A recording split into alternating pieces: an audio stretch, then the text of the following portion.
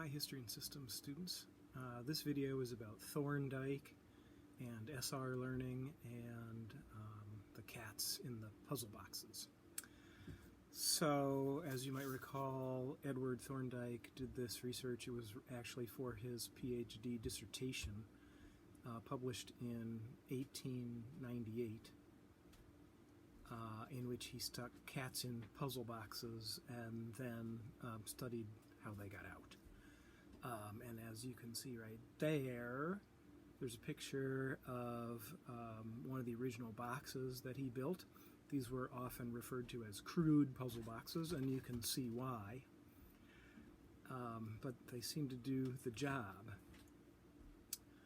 This next image gives you a little bit better idea. It's a little bit clearer, a little bit better idea of what the cats are actually doing in there. So Thorndike would stick the cats in, not shown here. There would be something outside of the box that today we would probably call an incentive for the cat, like a dish of milk, food.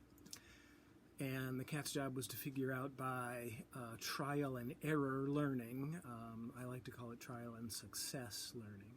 By trial and error, figure out how to get it out of the box. And Thorndike would say, eventually the cats would step on that little pedal there, and they would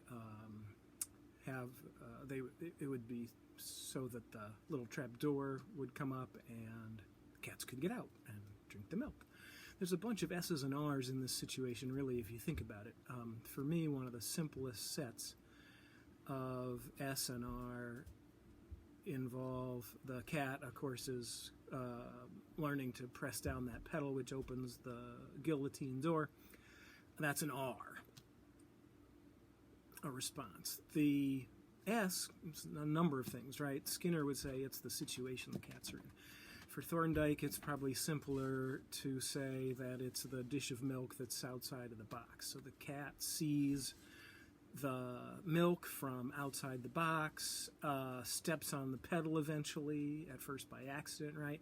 But begins to associate the milk with stepping on the pedal, because stepping on the pedal allows the cat to get out and have the milk. So there's an S and an R in there. Lots of other things we could say about this, but I just thought I would clarify what an S and an R could be for Thorndike, and make a couple of other points. One is that Thorndike was collecting data that looks like this. This is from the book, and this function shows latency, so it's the time in seconds over trials that the cat's required to get out of the box. So they take longer at first, and then they get quicker at getting out of the box, of course. But what Thorndike would say about these kind of data is they show that the cat was learning the SR association gradually, not suddenly, not all at once. And what we're supposed to see here is that those times, those latency scores shown on this graph, are going down gradually, not suddenly.